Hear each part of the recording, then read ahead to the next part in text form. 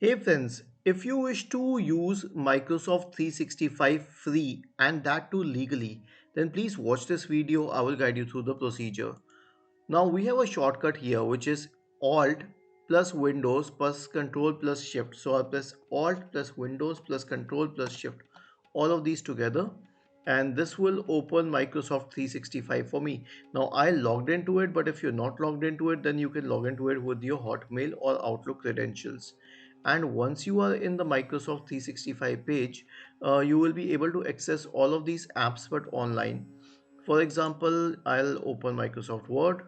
I can create a blank document or any document.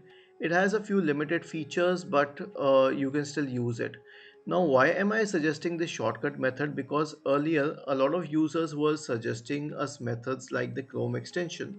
However, the Chrome extension has been removed. I'll show you. So I'll search for Microsoft 365 Chrome extension. It mentions that this is not available anymore. It was removed on 15th of January 2024. So you cannot use it. So this is the only method for using Microsoft Office or Microsoft 365 for free. Yes, there's one more thing. If you wish to use Outlook for free, we have an option called as New Outlook. You can use New Outlook, and this is a free app and has capabilities similar to the paid Outlook version, except that you cannot create PSTs and all.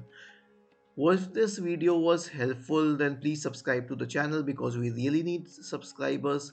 Thank you for watching this video and have a nice day.